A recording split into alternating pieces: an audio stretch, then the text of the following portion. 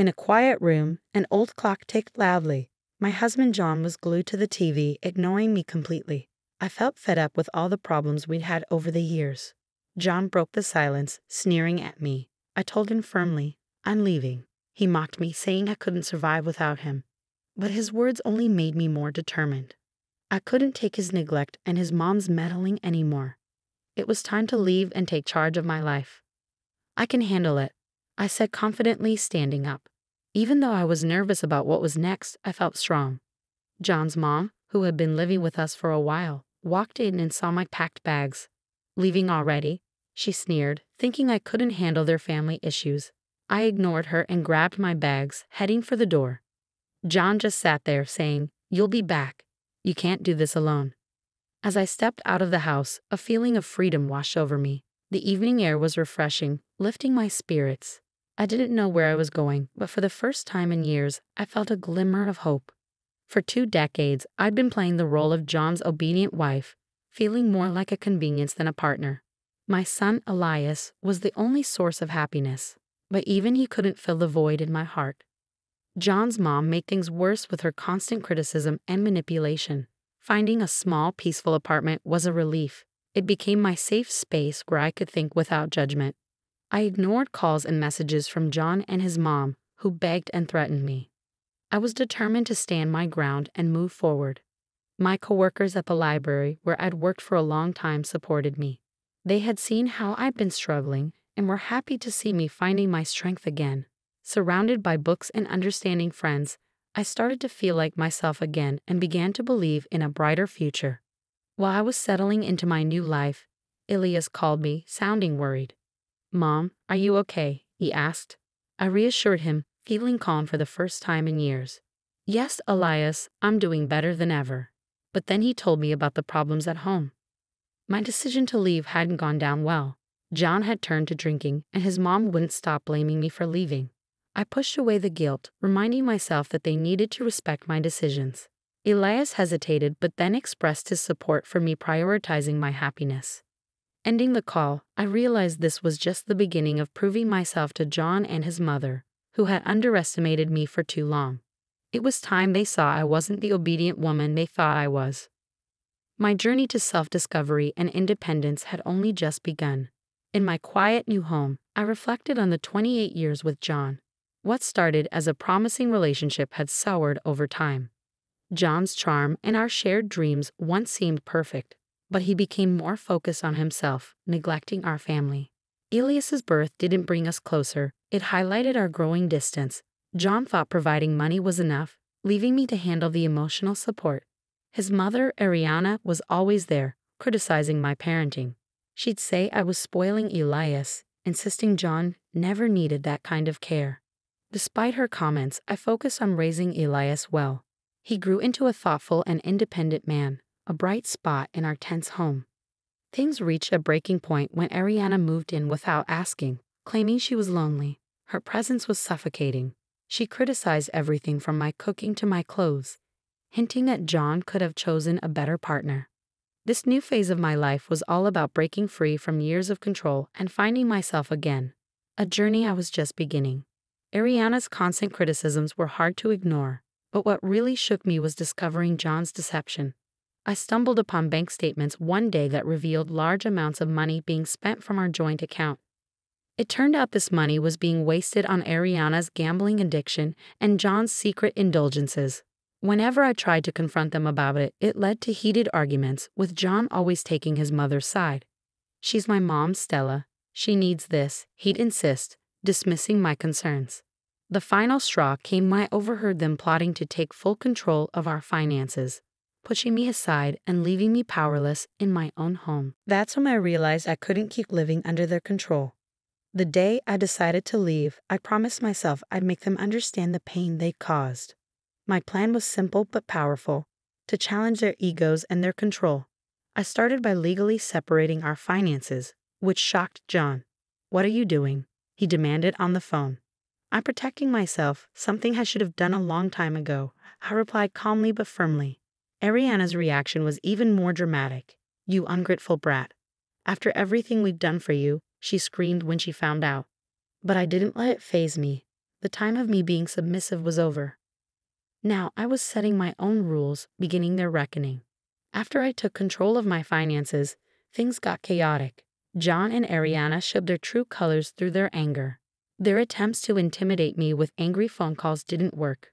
"You think you're smart, Stella," John sneered over the phone. "You're nothing without me. You'll come crawling back." "Not a chance, John. I won't let you manipulate me anymore," I shot back, standing my ground. Ariana's threats were even harsher. "You'll regret this, Stella. You've ruined our family." "There was no family to ruin, Ariana. It was all fake," I countered. Despite their threats, I felt free. The fear that used to control me was gone, replaced by a determination for justice. It was time for them to face the consequences. I started by reaching out to old friends and telling them about the lies and manipulation John and Ariana had put me through. My honest revelation spread quickly, tarnishing their once spotless reputations. John, who always cared about his social standing, was embarrassed. "How could you do this to me?" he asked me, shocked. "You did it to yourself," I replied calmly. "I'm just telling the truth." Ariana faced the community's disapproval too.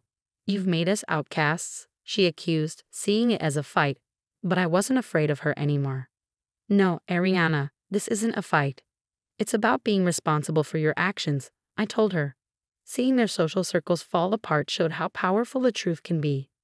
John's supporters distanced themselves, wary of his damaged reputation, while Ariana lost influence as her gambling problem and manipulative tactics were exposed. But I didn't stop at just exposing them socially.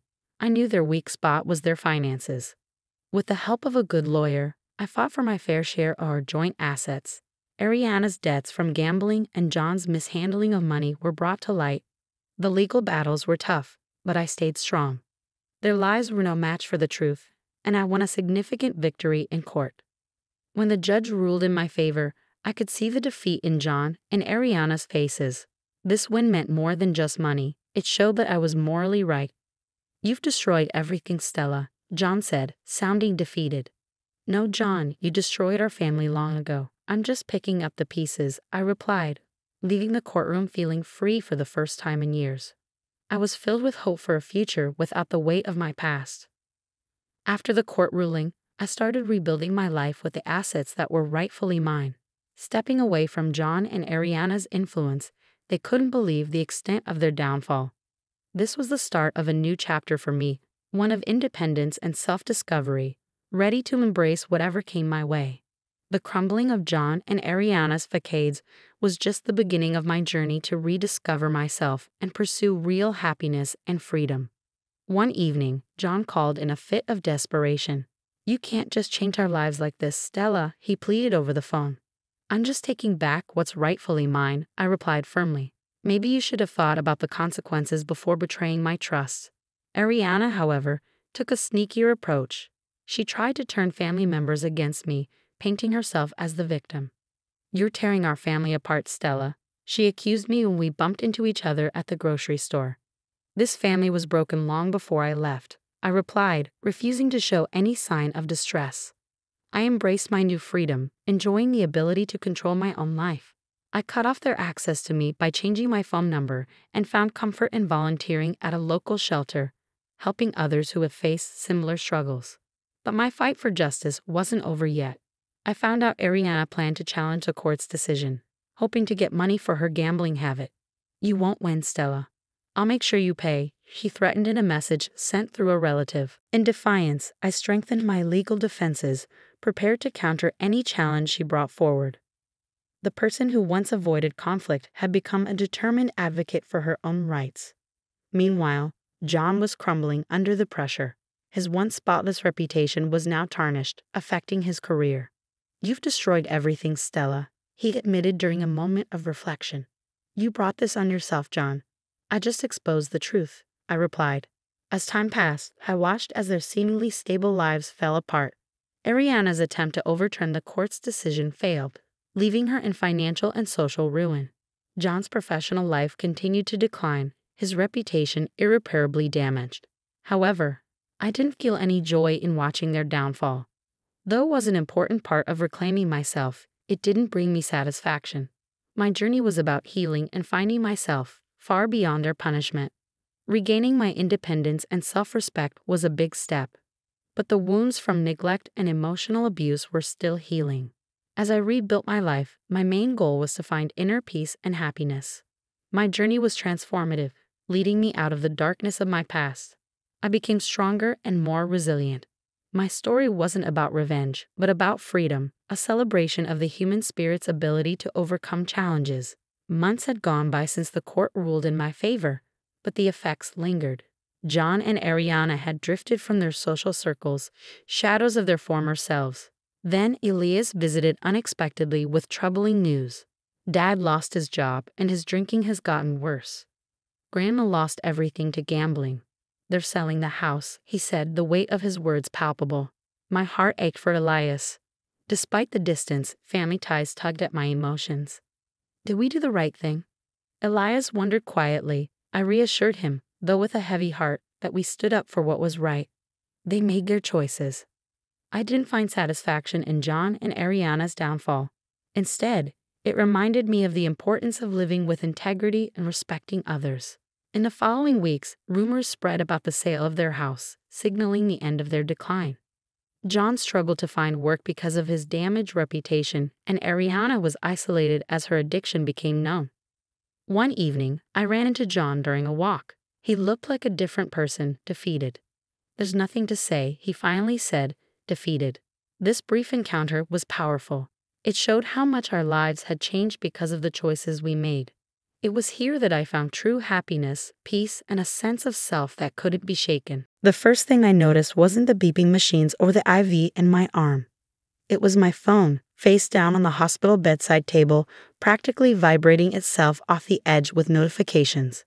2 weeks of messages, the nurse told me. 2 weeks since the semi ran the red light and T-boned my Civic. 2 weeks of medically induced coma while my brain swelling went down. 2 weeks for my family to show their true colors. My hands shook as I scrolled through the texts. Most were from friends, coworkers, my boss checking in. But it was my brother Dylan's messages that made my blood run cold. Day 3. Hey sis, using your apartment to crash closer to work. Hope that's cool. Day 5. Your couch is way better than mine. Mind if I swap them? Day 8. Thanks for the apartment. Mom said you'd want me to have it. Day 11. Sold your bedroom set. Hospital bills are expensive. Figured you'd need the cash. Day 14. My stuff's all moved in now. When you get out, Mom's setting up the basement for you. I stared at the screen until the words blurred. The basement. My mother's moldy, unfinished basement where she stored Christmas decorations and Dad's old golf clubs. That's where they planned to put me after stealing my apartment. Natally, Dr. Martinez entered with a warm smile. So good to see you awake. How are you feeling? Like I got hit by a truck, I croaked, then managed a weak smile. Because I did. She laughed softly. Your sense of humor survived intact. That's excellent. Now let's discuss your recovery. But I was only half listening. My mind raced through the implications. My apartment, my beautiful apartment in Lincoln Park that I'd saved 5 years to afford the down payment on. The exposed brick walls, the vintage hardwood floors, the clawfoot tub I'd refinished myself. Dylan had always made snide comments about how it was too nice for a single woman, how I was showing off by living alone in such a good neighborhood. And Mom, God, my mother, who'd spent my entire childhood telling people Dylan was the smart one while I was pretty enough to marry well, who'd pushed me to give him my car in high school because boys need independence, who'd suggested I co-sign his student loans because family helps family. The same mom who apparently decided I wouldn't need my own home anymore. Because what?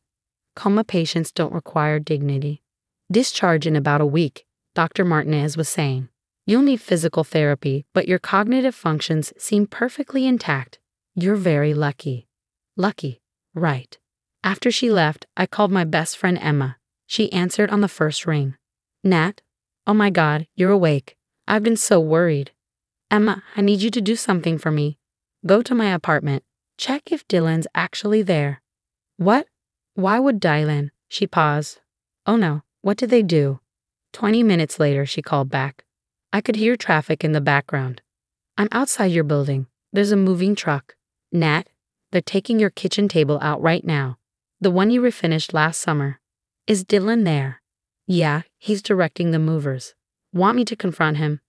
No. Just watch. Document everything if you can. On it. I hung up and opened my laptop, grateful I'd had it with me during the accident. My hands trembled as I logged into my security system. I'd installed cameras after a break-in scare last year. Nothing fancy, just basic coverage of the entry points and main living spaces. Dylan knew about them, but apparently thought they were as unconscious as I'd been. The footage loaded, and I watched my life being dismantled in time-lapse. Day 1. Mom entering with my spare key, walking through the apartment like she was appraising it. Opening closets, checking the water pressure, testing the appliances. Day 2. Dylan arriving with a suitcase, Mom handing him keys. Keys she must have had copied. Day 3. The two of them going through my closet, Mom holding up dresses and saying something that made Dylan laugh. Based on the dress she was holding, my interview outfit, I could guess the punchline. Day 5. Dylan and two buddies swapping my leather couch for his ratty futon. They struggled with the doorway, scratching my walls in the process. Day 7. Mom directing a different set of movers as they packed up my books, my art, my grandmother's china. I watched her wrap my things with the same care she'd shown when packing up my dorm room. Which is to say, none. Day 9.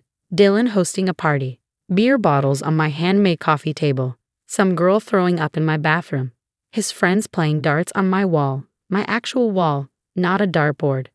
Day 12. A stranger touring the apartment with Dylan. Money changing hands. My bedroom furniture being disassembled. Day 14. Dylan hanging his neon beer signs where my photography had been. The apartment I carefully curated turned into a fraternity house. But here's the thing about my security system. It backed up to the cloud. Every minute of footage, saved and timestamped. Evidence. I called my lawyer. Yes, I had a lawyer, hired after the accident to deal with insurance.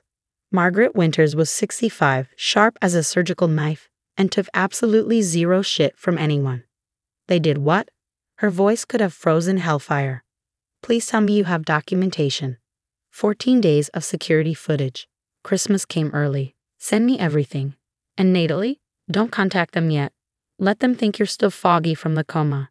The next 3 days were torture. Emma kept me updated while I played confused patient for the steady stream of doctors and nurses. Mom visited once, bringing grocery store flowers and a performance worthy of community theater. Oh, sweetheart, she cooed, smoothing my hair. You gave us such a scare. Don't worry about anything, okay? Dylan and I have handled everything. You just focus on getting better. My apartment, I mumbled, playing groggy. Don't worry about that. We've taken care of it. You'll be so comfortable in the basement once it's fixed up. Dylan even said he'd help paint it whatever color you want. How generous. My brother would help paint my mother's basement after stealing my home. The doctors say you might be confused for a while, she continued. Head injuries can affect memory. You might not remember things correctly. Ah, there it was. The gaslighting groundwork. If I protested, I was brain damaged. If I complained, I was confused. If I fought back, I clearly needed more help than they thought. Tired? I whispered, closing my eyes. She patted my hand. Of course, dear. Oh, I almost forgot.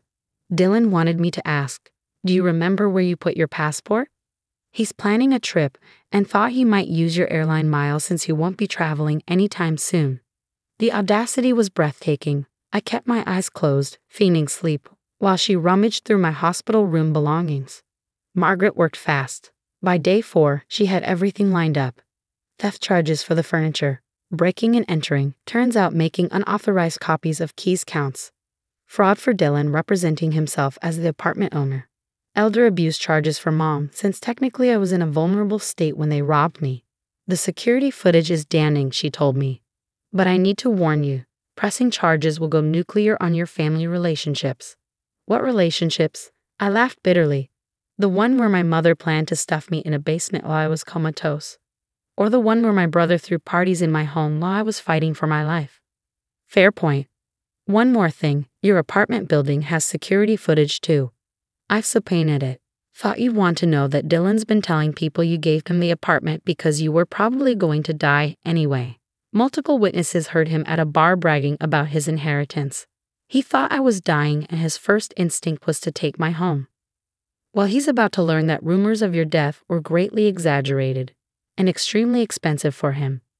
I was discharged on a Thursday. Margaret had arranged everything. Police would meet us at the apartment for the formal eviction. A locksmith would change the locks. Movers would retrieve anything of mine from Mom's storage unit. Emma picked me up, armed with coffee and righteous fury. I've documented everything. Your neighbor Mrs. Chen is devastated. She thought Dylan was house-sitting. She's been feeding your plants because she didn't trust him to remember. Mrs. Chen is a treasure. She also recorded Dylan telling someone on the phone that the vegetable wouldn't need the apartment anymore. She's happy to testify. The drive to Lincoln Park was surreal. The city looked the same. But I felt like I'd slipped into an alternate universe where family meant target instead of safety net. We arrived to find Dylan's car in my spot, a Dylan's Pace vanity plate freshly screwed on. Because of course. Margaret met us at the entrance with 2 police officers. Ready? Worn ready. The knock on my own door was surreal. Dylan answered in his boxers, Xbox controller in hand. His face went through an impressive journey, annoyance to confusion to recognition to panic. Nat, but you're, Mom said. Not dead. Not a vegetable. Not conveniently out of the way. I stepped past him into my violated space. Beer cans everywhere. Burn marks on my coffee table. My walls, once carefully painted in subtle grays, now sporting holes from the dartboard and what looked like a punched wall. I don't understand, he stammered. Mom said you wanted me to have it. That you told her before the accident. I was in a coma, Dylan. Kind of hard to want anything when you're unconscious. The officers stepped forward. Dylan Peters, you're being served with an eviction notice. You have 1 hour to remove your personal belongings. This is insane. Nat, tell them, we're family. We were family, I corrected. Until you decided I was better off dead and my apartment was better off yours. Margaret handed him the restraining order. You're also prohibited from contacting Ms. Peters or coming within 500 feet of this property. You're seriously throwing me out? Where am I supposed to go? Mom's basement is available, I suggested. She set it up so nicely for me. His face went red. This is bullshit. You're going to regret this. Mom's going to be busy with her own legal troubles, Margaret interrupted. Turns out stealing from incapacitated family members is frowned upon by the courts. The next hour was glorious chaos. Dylan tried calling Mom, but she was presumably being served her own papers. He threw whatever he could grab into garbage bags, muttering about ungrateful sisters and family betrayal. My couch? He protested as the officers blocked him from taking it. You mean my couch that you stole? I asked sweetly. The one I have receipts for. That couch. After he left, I surveyed the damage. It was extensive but fixable. What wasn't fixable was the fundamental breach of trust. While I'd been fighting to survive, my family had been dividing the spoils. My phone rang. Mom. How dare you? She shrieked. Having me arrested at my book club. Do you have any idea how humiliating? Not as humiliating as finding out your family robbed you while you were in a coma, I interrupted. We were helping. That apartment was too much for you anyway, and Dylan needed to get his own apartment, with his own money, from his own job. Family helps family. Family doesn't steal from family. Family doesn't plan basement accommodations for accident victims. Family doesn't sell someone's belongings while they're unconscious. You're being dramatic. A basement apartment would have been perfectly adequate. I own a condo, Mother. I have a career, a life, a home I paid for myself. The fact that you looked at all that and saw something to give Dylan says everything about how you see me. I see an ungrateful daughter, whoa. I hung up. The legal proceedings took months.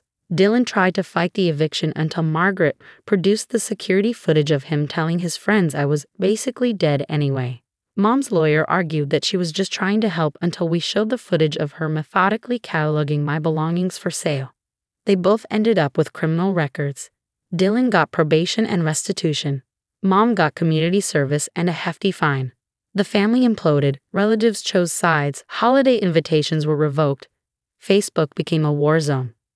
I renovated the apartment, erasing every trace of Dylan's brief occupation. The walls were repaired and repainted. The hardwood floors were refinished. I bought a new couch, leather, expensive, and most importantly, mine. 6 months after waking from the coma, I hosted a housewarming party. Emma came, of course.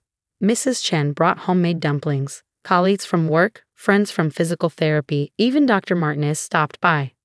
My chosen family, filling my reclaimed space with actual love. No family? Mrs. Chen asked gently, looking at the happy crowd. All family, I corrected, gesturing at the room. Just the kind you choose, not the kind you're stuck with. The security cameras are still there, upgraded now. Not because I'm afraid of break-ins, but because I've learned that sometimes the biggest threats come from the people who are supposed to love you most. Dylan texts occasionally, usually when he needs money. Mom sends guilt-laden birthday cards about forgiveness and moving forward. I don't respond. Some bridges, once burned by the people who were supposed to help you cross them, aren't worth rebuilding. My apartment is beautiful now. The exposed brick glows in the evening light. The vintage hardwood tells stories under bare feet. The clawfoot tub hosts long soaks after physical therapy sessions. It's everything I worked for, everything I almost lost, everything they tried to take. And in the corner, where Dylan's dartboard scarred the wall, hangs a framed photo from my housewarming party. All of us laughing, champagne raised, surrounded by the people who showed up when it mattered. The family I chose. The family that waited for me to wake up instead of dividing my life like leftovers. That's the thing about security cameras. They show you who people really are when they think nobody's watching. And sometimes that's the most valuable footage of all. My name is Janet Morrison, and I'm 47 years old. For 23 years, I was a high school math teacher. My twins, Kyle and Kira, never paid attention to what I did beyond mom teaches algebra to teenagers. Last month, they learned that sometimes the biggest lessons happen outside the classroom, and that underestimating your mother is always a miscalculation. I'd raised the twins mostly alone since they were 8.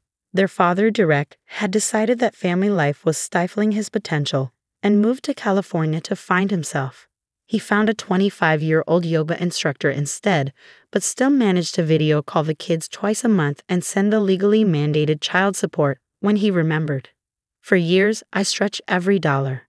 Teacher salaries aren't generous, and raising 2 kids on one income meant creative budgeting. Thrift store clothes that I'd alter to look designer. Homemade birthday cakes instead of bakery ones. Staycations instead of Disney World. The twins never went without necessities, but luxuries were rare.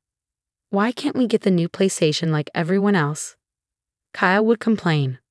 Because everyone else doesn't have a single mom teaching school, Kira would answer, rolling her eyes. Right, Mom. Teachers basically make minimum wage. I'd bite my tongue and agree. It was easier than explaining that teachers make more than minimum wage but less than a living wage, and that I'd rather save for their college than buy gaming systems. They grew up believing we were one step above poverty. It became part of their identity, the twins with the teacher mom who couldn't afford the good cleats or the spring break trips. They weren't cruel about it, just dismissive. Embarrassed sometimes. Mom's dedication to education is admirable, Kira once told her friends while I was driving them to a debate tournament. But financially? Thank God we're smart enough for scholarships. What they didn't know was that I'd been taking night classes for years, earning my administrative credentials, then my superintendent license. While they thought I was grading papers in my bedroom, I was completing dissertations and leadership certifications. 6 months ago, everything changed. Dr. Patricia Williams, our district superintendent, was retiring. The school board approached me quietly. Janet, you've transformed every school you've worked in, the board president said. Your test scores, your teacher retention rates, your student satisfaction numbers, they're unprecedented. We'd like you to apply. The other candidates have decades of administrative experience, I pointed out. And you have decades of classroom experience. You know what teachers actually need because you've been one. I applied. I interviewed. I got the job. Superintendent of the Riverside County School District. Salary, $400,000 plus benefits. The day I signed the contract, I sat in my car and cried. Not just because of the money, though financial security after years of stretching pennies felt surreal, but because I'd earned it. Every late night, every difficult parent, every troubled student I'd refused to give up on had led to this moment. I didn't tell the twins. They were seniors, absorbed in college applications in their own lives. I moved to the district office quietly, letting them believe I'd just changed schools. They never asked for details. Mom was still just a teacher in their minds. At least you have summers off, Kyle said when I mentioned working through June. Teacher perks, right? I started saving immediately. After taxes, benefits, and our regular expenses, I was banking almost $15,000 a month. College funds for both twins, fully funded in 6 months. A house fund because our rental was getting shabby. An emergency fund because I'd learned never to feel too secure.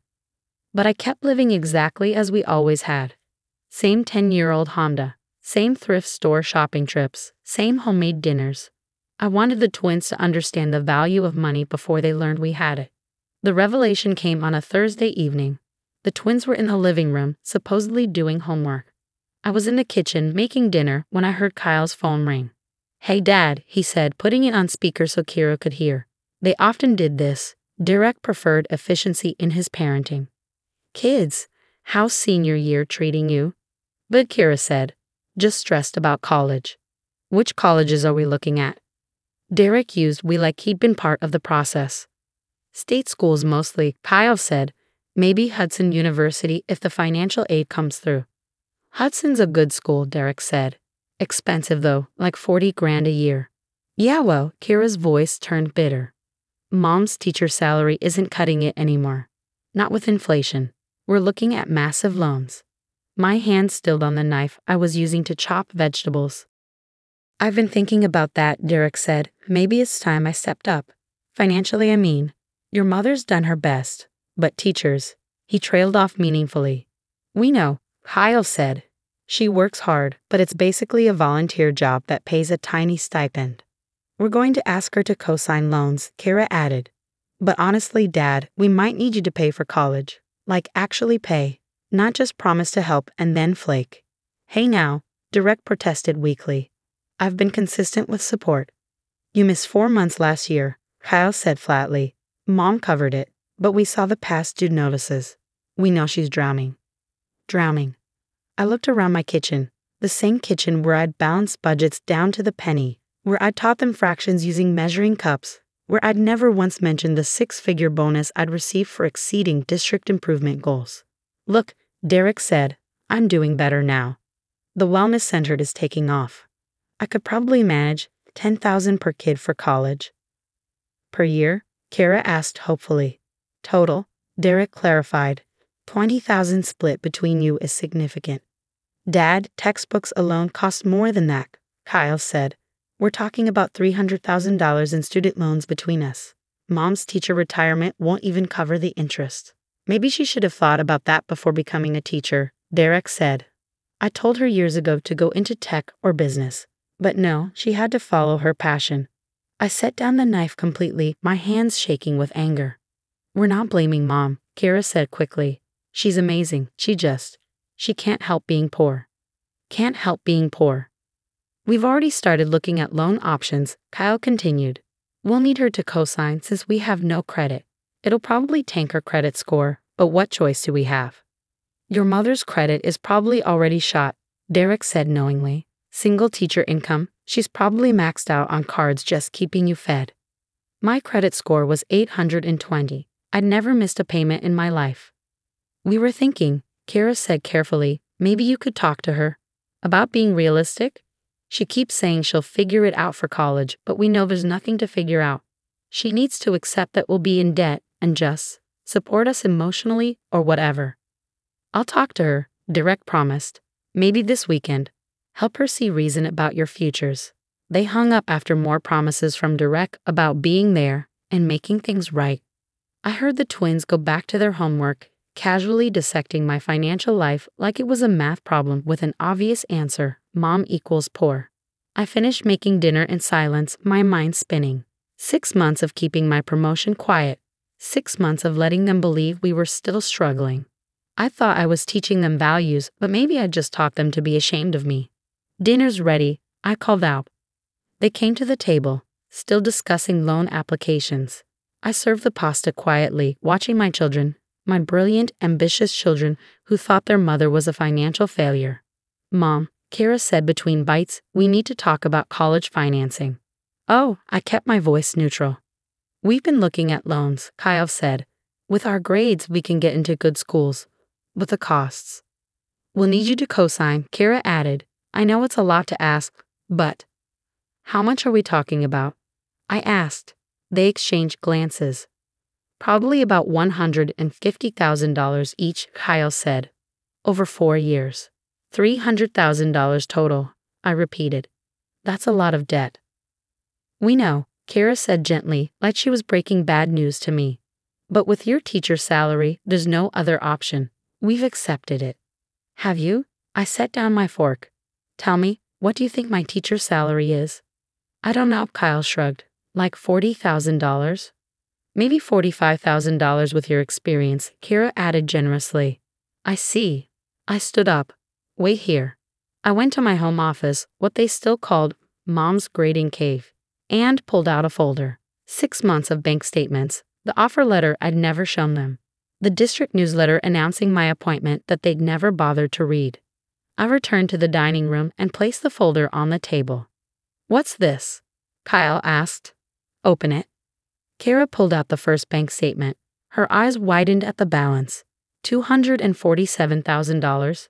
Mom, this has to be an error. Keep reading, I said. Kyle grabbed the offer letter.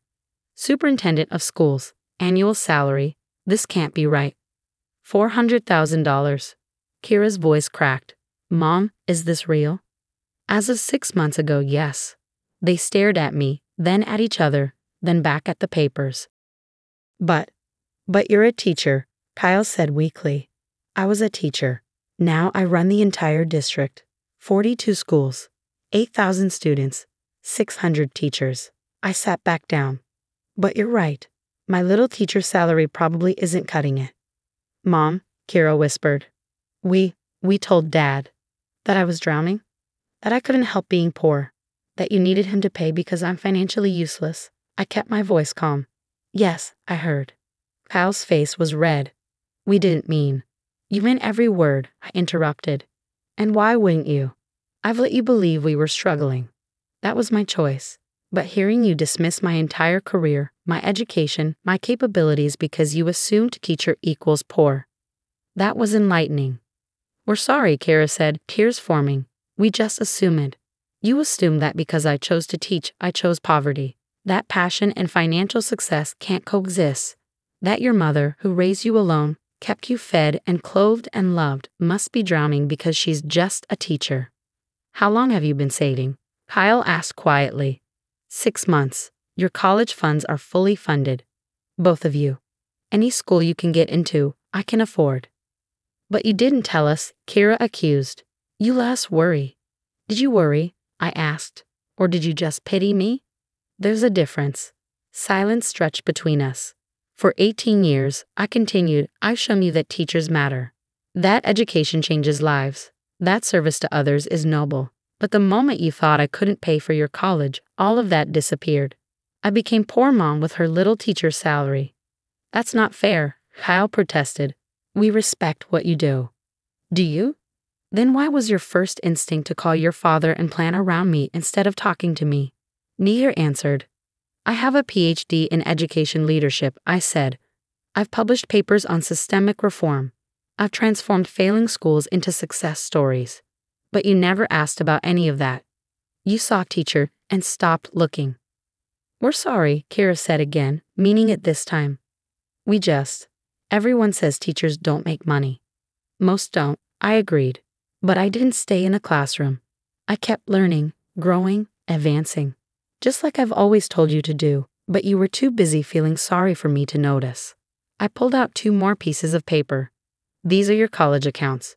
$200,000 each. Enough for any school, plus graduate school if you choose. No loans needed. They stared at the numbers in shock. Mom, Kyle's voice broke. We don't deserve this. Not after. You're my children. Of course you deserve it. I softened my tone. But I hope you've learned something tonight. Never underestimate teachers, Kira offered weakly. Never underestimate anyone, I corrected. The janitor at your school might own rental properties. The bus driver might be a day trader. The cafeteria worker might have a master's degree. You assumed my worth based on my job title, not my capabilities. What about Dad? Kyle asked. He thinks. Your father can think whatever he wants. He chose to leave and contribute the bare minimum. I chose to stay and build something. The results speak for themselves. We finished dinner in contemplative silence. Later, I heard them on the phone with Derek, explaining the situation. His disbelief was audible even from my room. That's impossible, he kept saying. Janet's a teacher. Teachers don't make that kind of money. Mom's not just a teacher anymore, Dad, Kira said firmly. She's the superintendent. She runs everything. But she never said anything when I offered $20,000. Because she didn't need your money, Kyle said. She never did.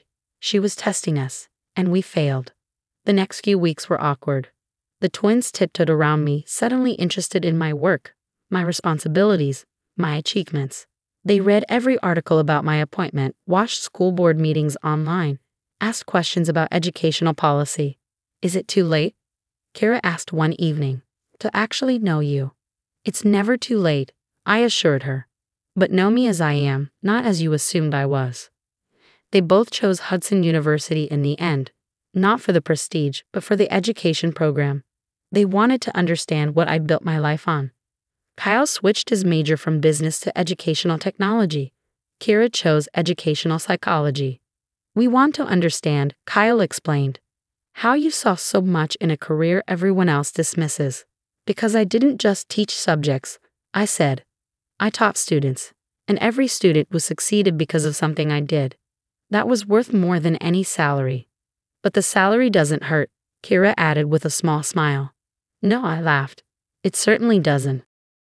At graduation, they both thanked me in their speeches, not for paying for college, but for showing them that success isn't measured in dollars alone.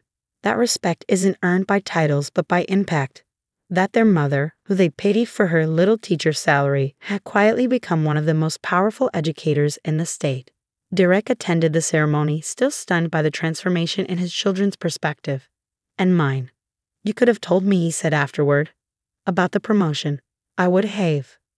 What? Respected me more? Contributed more? Been a better father? I shook my head. Respect shouldn't be conditional on income, Derek. That's the lesson here. He left quickly after that, probably to tell his yoga instructor wife about his superintendent ex-wife. I didn't care. I have my children, my educated, humbled, aware children, and a career that mattered. The twins are in their second year at Hudson now. They call regularly, not for money, but for advice. They volunteer at local schools, tutor struggling students, understand finally that education is both a passion and a profession. Last week, Kira sent me a photo from her educational policy class. On the board, her professor had written, Case Study, Superintendent Janet Morrison's Riverside Reform Model. They're studying you, Mom, her text read. My professor says you're revolutionizing district management. My classmates don't believe you're my mom. Tell them I'm just a teacher, I replied, one who never stopped learning. She sent back a heart emoji and one more message. Teacher salary or not, you're the richest person I know. Finally, they understood. Success isn't about the size of your paycheck, though mine is quite comfortable now. It's about the size of your impact, and teachers, we impact the future, one student at a time. Even when those students are our own children, learning the hardest lesson of all, never underestimate someone who dedicates their life to others. We might just surprise you. Especially when college tuition bills come due. The doorbell rang at 7:43 a.m., just as I was pouring cereal for my twins. Through the peephole, I saw a woman in a blazer holding a clipboard and an official badge. My heart dropped to my stomach. Mrs. Hernandez, I'm from Child Protective Services. We received a report of neglect. I need to speak with you and see the children. My hands trembled as I opened the door.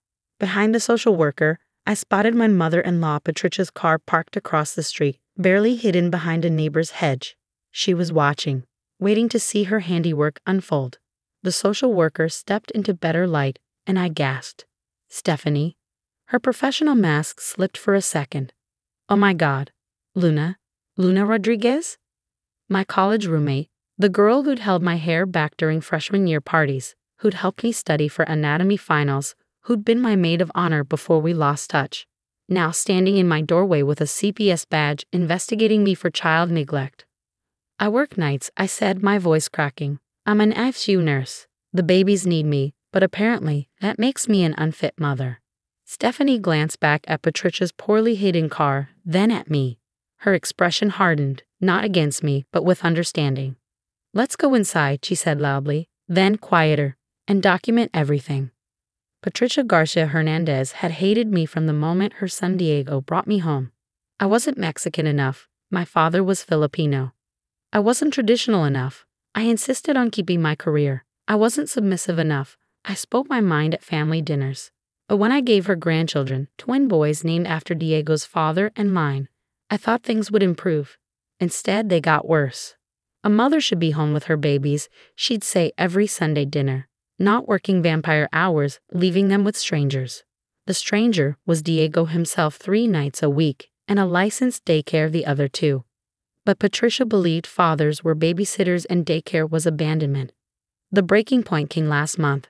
I'd been promoted to charge nurse in the NICU, a position I'd worked toward for 5 years. It meant better pay, better benefits, and yes, more night shifts. But it also meant we could afford the boys' college funds and therapy for Lucas's speech delay. Patricia exploded when she heard, "You're choosing career over family. My Diego deserves a real wife, not some ambitious girl playing nurse while her children suffer." "Playing nurse?" I'd responded. "I save premature babies' lives, Patricia. Last night, I helped a 24-weeker take her first breath." "What did you do?" She'd stormed out, but not before hissing, "You'll regret this." Now, standing in my kitchen with Stephanie, I understood what she'd meant. "The report claims severe neglect," Stephanie said, reading from her tablet. "Children left alone at night, unfed, living in squalor. Medical needs ignored." She looked around my spotless kitchen, where Mateo and Lucas sat eating breakfast in their clean pajamas. "I'm going to need to document everything."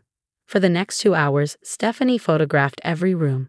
The fully stocked pantry, the boys' medical records showing every appointment kept, the color-coded schedule on the fridge showing Diego's nights, daycare hours, and my shifts, the baby monitor system that let Diego watch them from anywhere in the house. She interviewed Diego, who'd called in sick to work when I texted him. His fury was barely contained. "My mother did this." He showed Stephanie his phone. Dozens of texts from Patricia calling me negligent, saying the boys were suffering. "She's been building a case," he said. I didn't think she'd actually. Stephanie interviewed the boys gently through play. 4-year-olds don't lie well.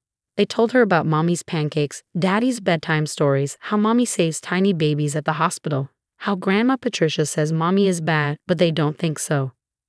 "Grandma says mommy should stay home," Lucas whispered. "She says mommy doesn't love us enough." I had to leave the room. When Stephanie finished, she closed her tablet. "Luna, I need to speak frankly. This is a malicious false report. Everything here shows exemplary parenting. The house is clean, children are healthy and bonded, medical needs are exceeded, both parents are involved.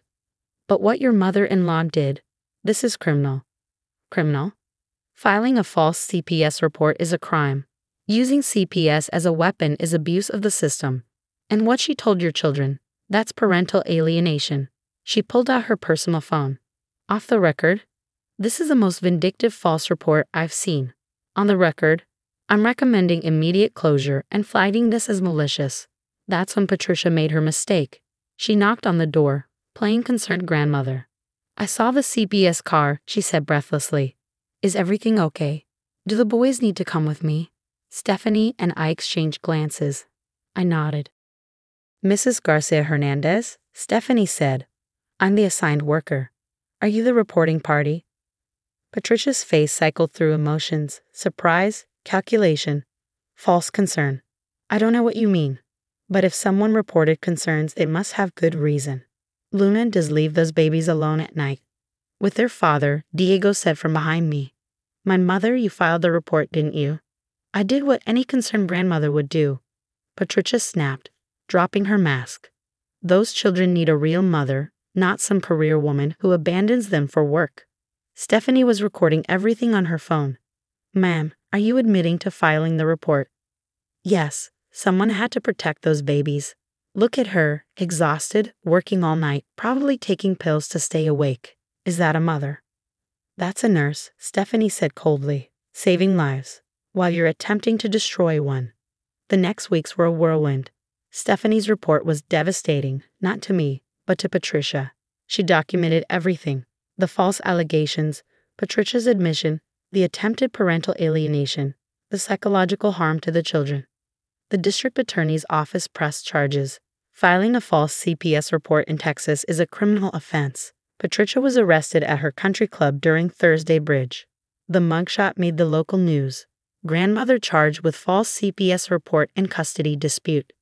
But the real consequences came from family court.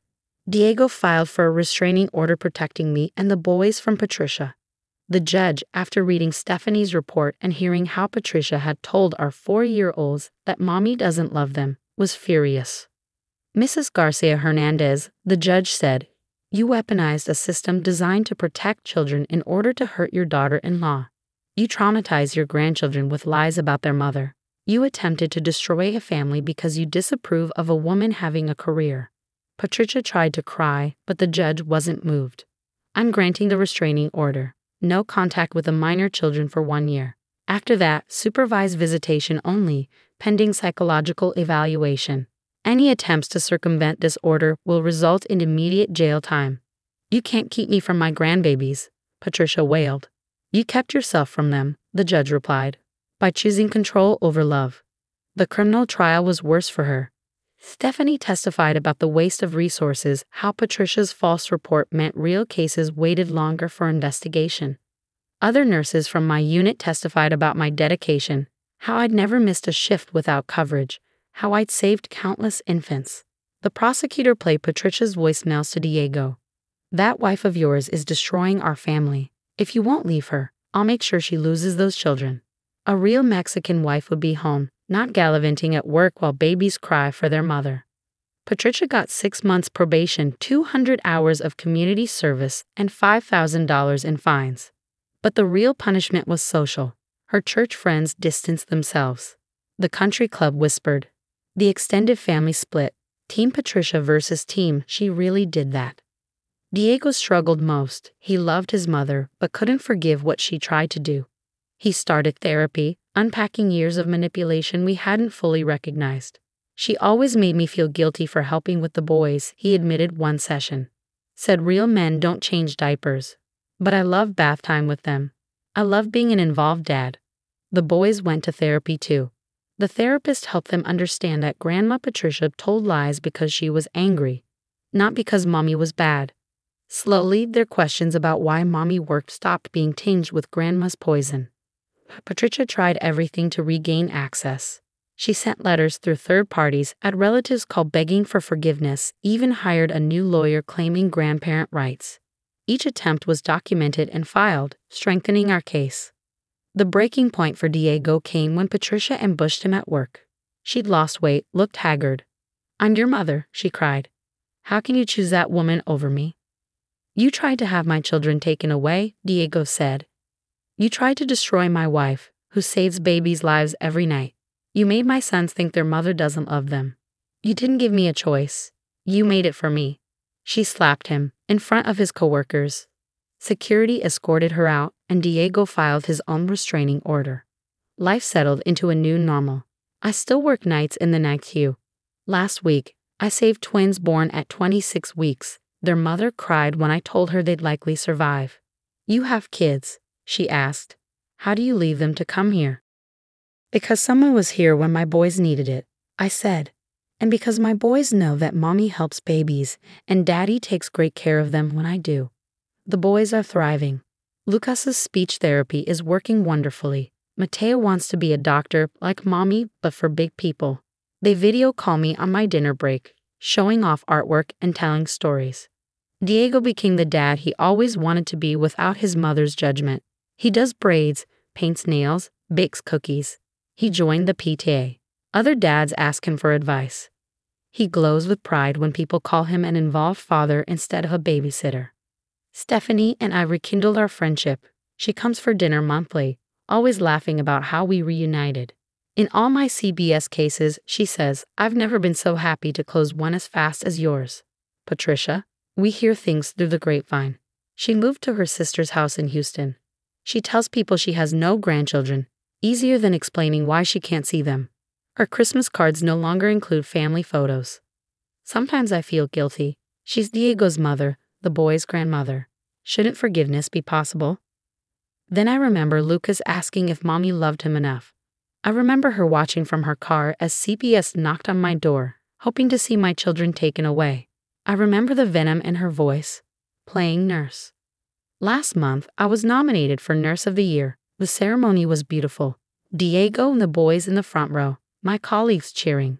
During my speech, I talked about balance, support, and the village it takes to raise children while saving others. Patricia wasn't there, of course, but her ghost lingered in the moment, the woman who tried to punish me for having dreams beyond her narrow vision of motherhood. The award sits on our mantel now, next to photos of the boys, my degree, and a new addition. A court document granting sole power over visitation decisions to Diego and me. Mommy, Mateo asked recently, why doesn't Grandma Patricia visit anymore? I chose my words carefully. Sometimes people make big mistakes that hurt others. Grandma made a mistake that hurt our family. Maybe someday she'll understand and apologize. Will you forgive her if she does? I looked at Diego. We've discussed this endlessly. Could we forgive? Should we? Forgiveness is complicated, baby, I said. But protecting you and Lucas comes first. Always. He accepted that with 4-year-old wisdom and went back to playing. The truth is, Patricia gave me an unexpected gift. By trying to prove I was a bad mother, she proved the opposite. The investigation showcased our strong family, Diego's involvement, my dedication to both career and children. Her false report became evidence of our success. But more than that, she freed us from her toxic influence. No more Sunday dinners with subtle insults. No more guilt trips about working mothers. No more poisoning my children against their mother's ambitions. I still work nights. I still save babies. And I still come home to 2 boys who know mommy loves them to the moon and back. Whether she's making pancakes or intubating preemies. Patricia wanted a traditional daughter-in-law who'd abandon her career for motherhood. Instead, she lost her son and grandchildren to a woman who refused to choose between her calling and her family. Sometimes the greatest revenge isn't anger or retaliation. Sometimes it's simply living well, loving fully, and refusing to shrink yourself to fit someone else's expectations. My boys will grow up knowing their mother saves lives and their father nurtures souls. They'll understand that love isn't measured in traditional roles but in showing up, whether that's for a 2 a.m. feeding or a critically ill newborn who needs expert hands. Patricia thought she could break me by weaponizing the system meant to protect children. Instead, she broke herself against the unshakable truth. I am a good mother. Not despite my career, not in spite of working nights, but because I show my sons every day that women can be anything, including mothers who work miracles in the darkness while their babies sleep safe in their father's arms. That's the legacy Patricia tried to destroy. And that's the legacy that survived her. The petunias were particularly stubborn this morning. I knelt in the front garden of our modest suburban home, coaxing them into their new bed while trying to ignore my mother-in-law's voice carrying clearly from the white picket fence where she held court with Mrs. Patterson from next door. Maya Selen Enehara Yideaman, Beverly Whitfield announced with the kind of volume reserved for making sure everyone within 3 houses could hear. She's nobody special. No pedigree, no connections. Just some girl who works for the government, probably a secretary or something. I continued transplanting seedlings, my hands steady despite the familiar sting. 3 years of marriage to Daniel, and Beverly still introduced me as Daniel's wife rather than by my name, Evelyn Knight. Such a shame, Mrs. Patterson tutted sympathetically. Daniel had such potential. Valedictorian at Yale, you said. Summa cum laude, Beverly corrected. He could have married the Ashford girl. Her father owns half of Connecticut. Instead, he chose, well, she gestured vaguely in my direction. She doesn't even dress properly. Look at her, gardening in yoga pants like some housewife. I glanced down at my weekend attire, comfortable clothes perfect for yard work. The irony wasn't lost on me that Beverly criticized both my career and my domestic activities with equal vigor. Does she work? Mrs. Patterson asked, as if I weren't 15 feet away. Something with international trade, she claims. Though she's always vague about it, probably embarrassed. I've told Daniel 1,000 times, a man of his caliber needs a wife who can advance his career, not hold it back. I placed another petunia, remembering Daniel's face when his mother had said something similar at our wedding. He'd been ready to confront her. But I'd squeezed his hand, whispered that it didn't matter. And it didn't. Not really. His love was worth more than his mother's approval. The sound of an approaching vehicle made me look up. A black Lincoln Town car with diplomatic plates glided to a stop in front of our house. Not unusual in DC's suburbs, but certainly unexpected on our quiet street on a Saturday morning. Beverly's monologue halted mid-sentence. A uniformed driver emerged and opened the rear door. Ambassador Harrison Clark stepped out, his silver hair gleaming in the morning sun. I suppressed a groan. So much for a peaceful weekend. "Ms. Knight," he called, his distinguished voice carrying across the lawn. "I apologize for the intrusion on your Saturday." I stood brushing dirt from my knees. "Ambassador Clark, this is unexpected." He'd approached with the measured gait of a career diplomat, his expression grave. "I'm afraid we have a situation. The president requests your immediate counsel on the Korean trade agreement. There's been a development." In my peripheral vision, I saw Beverly's jaw literally drop. Mrs. Patterson's eyes went wide. "How urgent?" I asked. "The South Korean delegation is threatening to walk. You're the only one who can salvage this." He paused, noticing my gardening attire. "I can wait while you change." "Give me 10 minutes," I said, already moving toward the house. Behind me, I heard Beverly stammer, "Ambassador, the president?" I paused at the door, turning back. "Oh, Beverly, Ambassador Clark." "Ambassador, my mother-in-law, Beverly Whitfield." Harrison, ever the diplomat, inclined his head graciously. "Mrs. Whitfield, your daughter-in-law is a treasure to this nation. We're fortunate she chooses to serve." I slipped inside before Beverly could form a response, allowing myself a small smile. Daniel was in the kitchen, coffee mug frozen halfway to his lips. Was that Harrison's voice? "Crisis with the Koreans," I explained, already heading for the stairs. "I need to go in." He followed me to our bedroom. "On a Saturday? Must be serious." Minister Park is being difficult about the agricultural provisions. I pulled out my emergency go bag, always packed with appropriate attire. He thinks we're trying to undercut their rice farmers. Are we? No, but someone mistranslated a crucial clause. I've been warning them about using that translation service. I slipped into a crisp navy suit, fingers flying through the buttons. "Your mother's outside, by the way. She's been telling Mrs. Patterson how I'm holding you back." Daniel's face darkened. "Again? Ev, you should let me." "It's fine," I interrupted, kissing him quickly. "I need to go save a trade deal worth $40 billion.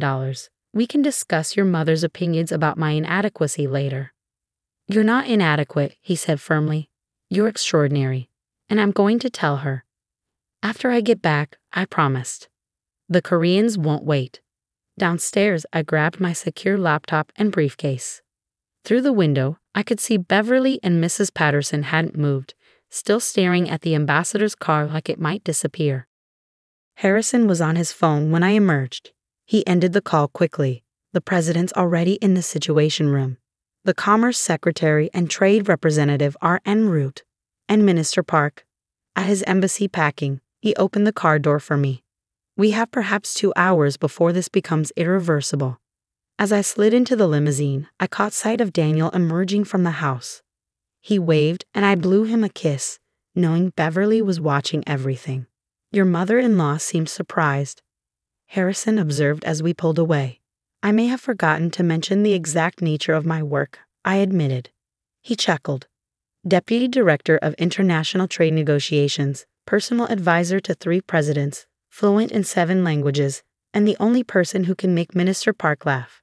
Yes, I can see how that might slip one's mind in casual conversation." "She never asked," I said simply. "She assumed, and I let her." "May I ask why?" I considered the question. Would it have mattered? She decided I wasn't good enough for her son the moment she learned my parents were teachers, not titans of industry. If she'd known about my job, she'd have found other reasons to disapprove. "And yet you marry him anyway." "Harrison, I've negotiated with dictators, prime ministers, and CEOs who could buy small countries. Beverly Whitfield doesn't even make my top 100 most difficult personalities." He laughed outright at that. "Fair point, though after today she might revise her opinion. Or she'll convince herself it was all a misunderstanding. I opened my laptop, already shifting focus to the crisis at hand. Send me the latest draft. Let's see what mess the translation team made this time. The rest of the ride was spent in preparation. By the time we reached the White House, I'd identified 3 critical errors in translation and formulated a strategy to address Minister Park's concerns. The Situation Room was already occupied. President Morrison looked up as I entered, relief evident on her face. "Evelyn, thank God. Tell me you can fix this." "Madam President." I set my briefcase down, nodding to the assembled team. "The issue is lines 347 through 352 in Section 9. The Korean translation implies we're setting quotas on their agricultural exports, not quality standards. Minister Park thinks we're trying to protect our rice farmers at their expense. Are we?" Commerce Secretary Williams asked. "No, but the mistranslation makes it look that way. I need to speak with Minister Park directly. Can we get him on secure video?" "He's refusing all calls," the trade representative said glumly. "State's been trying all morning." I pulled out my personal phone. "They'll take mine." The room watched as I dialed a number from memory. It rang twice before a familiar voice answered in rapid Korean. "Minister Park," I said in Korean, "it's Evelyn Knight. I hear you're leaving us." A pause. Then, "Ms. Knight, I wondered when they would send you. I'm sorry about the translation error, Minister. It's inexcusable." "You've seen it." "I'm looking at it now. Whoever did this should be fired. It completely misrepresents our position." Another pause. In English, he said, "You would admit error." "When we're wrong?" "Always. May I explain what we actually meant?" 20 minutes later, Minister Park agreed to return to negotiations. The relief in the room was palpable. I spent the next 3 hours working with the translation team to correct not just the agricultural sections, but reviewing the entire 400-page document for similar errors. "Evelyn," President Morrison said as we wrapped up, "once again, you've saved us from catastrophe. I don't suppose I could convince you to take the trade representative position when Ambassador Liu retires." "Thank you, Madam President, but I prefer my current role. Less politics, more problem solving." She smiled. "And it lets you maintain your cover as a suburban nobody, according to Harrison." I glanced at the ambassador, who looked appropriately sheepish. "He may have mentioned something about your mother-in-law during the security briefing." "Beverly's harmless," I said, "just protective of her son." "Well, after today, she might see things differently." The president stood, signaling the meeting's end. "Thank you again, Evelyn. Get some rest. We'll need you fresh for the formal signing on Monday." Harrison drove me home personally. "You know," he said as we turned onto my street, "in all my years in service, I've rarely met someone who hides their light under such a bushel." "I'm not hiding," I protested. "I just don't advertise." "There's a difference." I thought about it. When I met Daniel, I was just another government worker grabbing coffee at the same shop. He fell in love with me, not my resume. That's precious to me. Beverly can think what she wants, but Daniel knows who I am. And that's enough. More than enough. We pulled up to find a small crowd in my front yard. Beverly was still there, now joined by what looked like half the neighborhood. Daniel stood on the porch, arms crossed, clearly standing guard. "The vultures circle," Harrison murmured. "Shall I come in? Lend some gravitas." "No need," I said, gathering my things. "But thank you for the ride." "Evelyn," he caught my arm gently. "You do know you're one of the most valuable assets this country has." "I'm a public servant, Harrison. Nothing more, nothing less." He shook his head but smiled. "If you say so. See you Monday." I emerged from the limousine to find every eye fixed on me. Daniel met me halfway up the walk, pulling me into a hug. "Mission accomplished," he murmured. "Crisis averted. How bad has it been here?" "Mom's been fielding questions for 2 hours. Mrs. Patterson Googled you." "Oh dear." "Yeah. Turns out you have a Wikipedia page. Who knew?" I groaned. "That thing, it's mostly wrong. It says you negotiated the Pacific Trade Agreement. I was part of a team, and that you received the Medal of Freedom. That was excessive. I jest. And that you speak 7 languages and have a PhD from Georgetown. Now that part's accurate." He grinned. "Come on, Dr. Knight. Let's face the mob." Beverly intercepted us at the porch. For the first time in 3 years, she seemed at a loss for words. "Evelyn." The ambassador said, "The president." There was a situation with the Korean trade deal. I said mildly, "All sorted now." But he said, "Counsel to the president?" The actual president. "Sometimes yes, when needed." "And you never mentioned this because—" I met her gaze steadily. "You never asked, Beverly. You told me I was nobody special.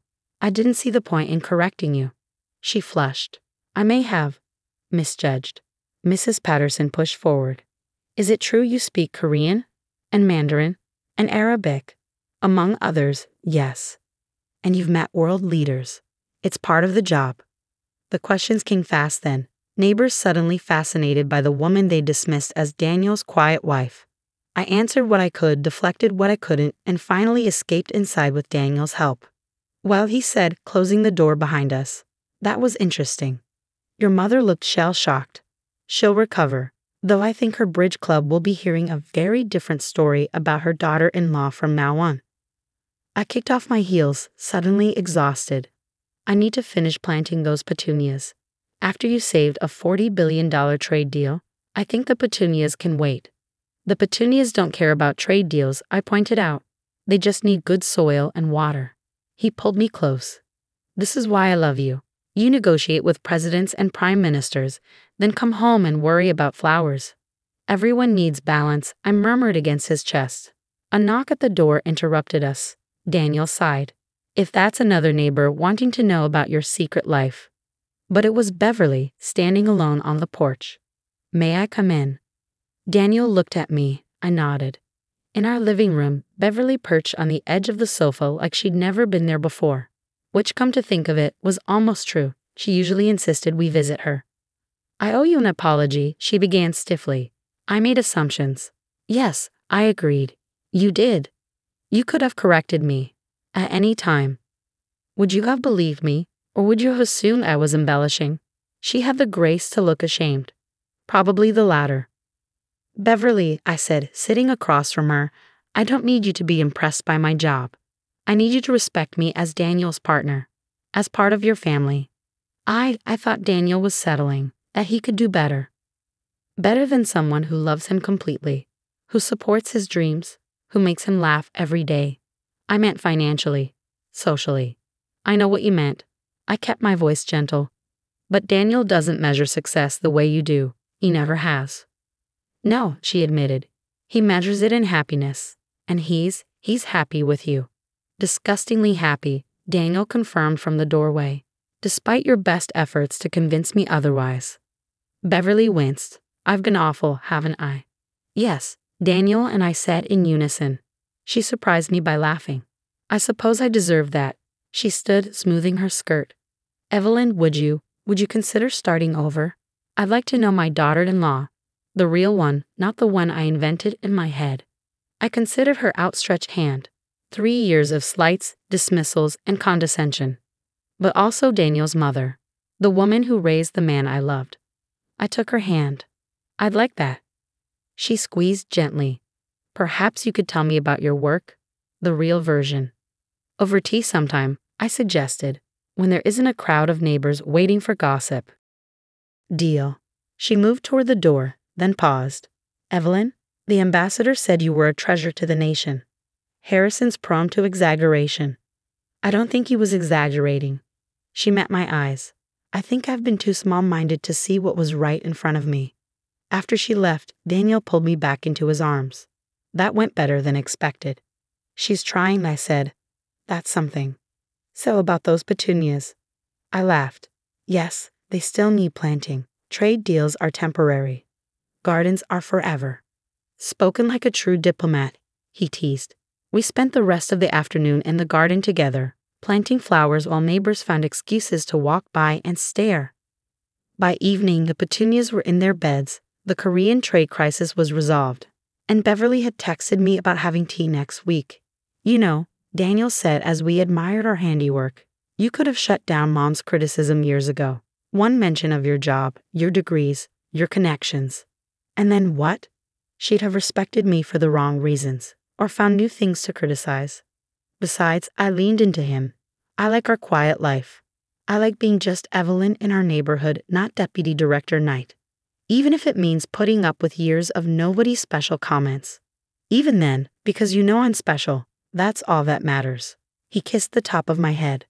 For what it's worth, I think Mom gets it now. The real you, not just the impressive resume. Maybe, or maybe she'll just brag about my Wikipedia page to her bridge club.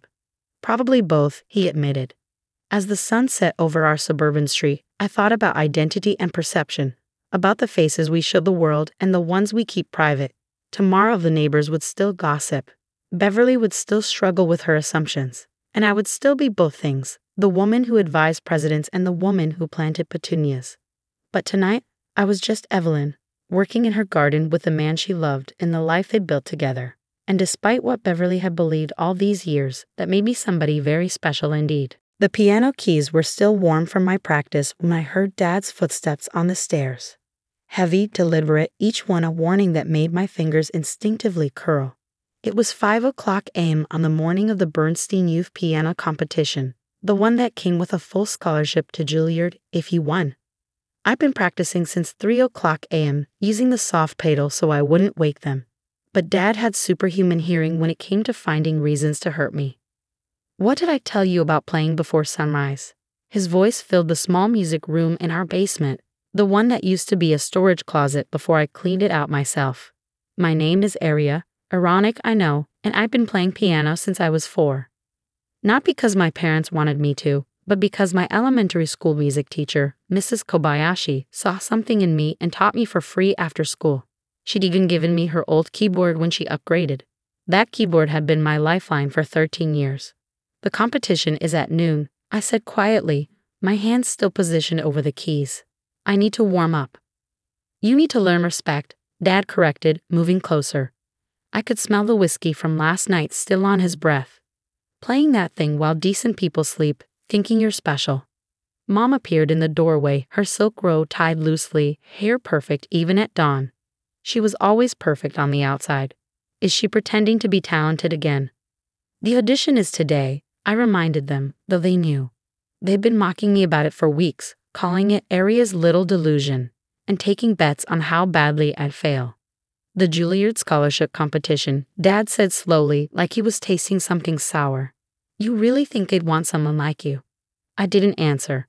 I've learned that answers were just ammunition. Stand up, he commanded. I stood, but my hand brushed against the stack of sheet music on the piano bench. Chopin's Ballade No. 1, the piece I'd be performing in 7 hours.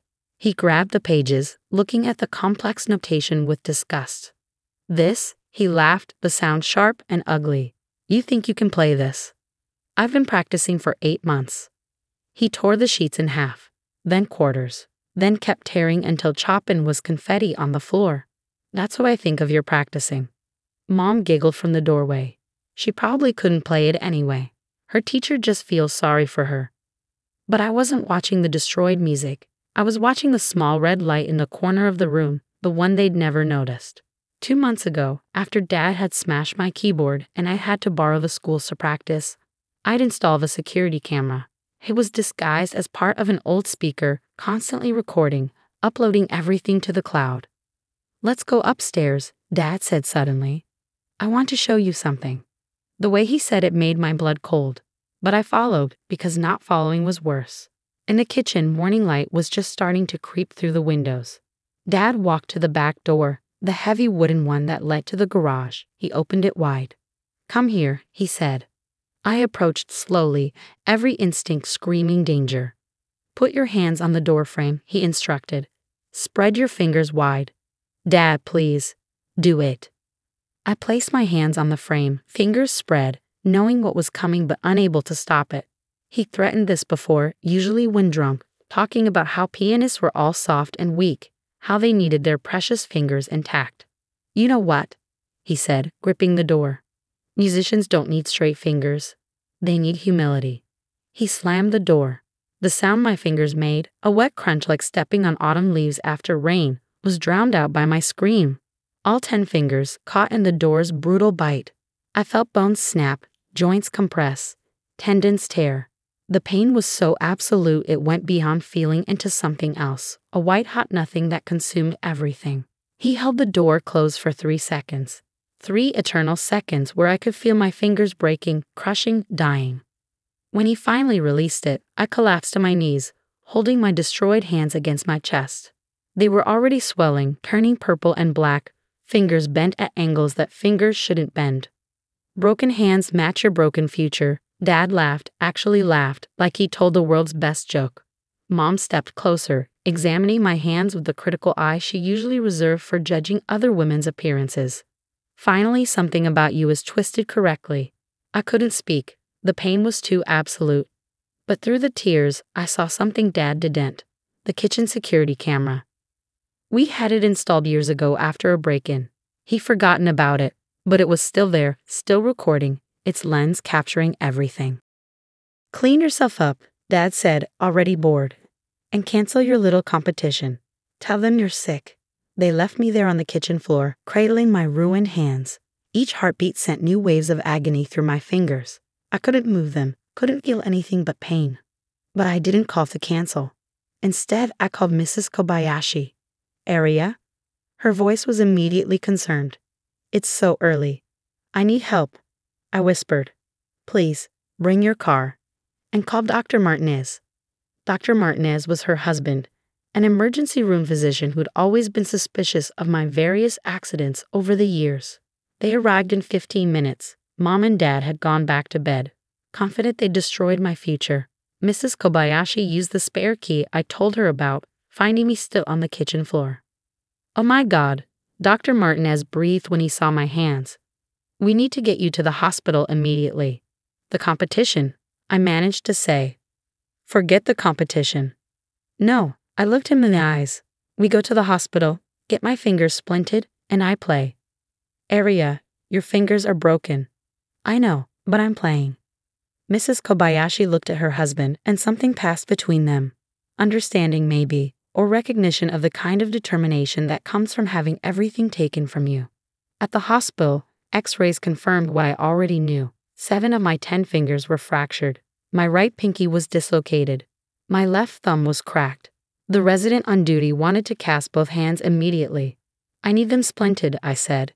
Individually. I have to play piano in 4 hours. That's impossible, the resident said. The pain alone.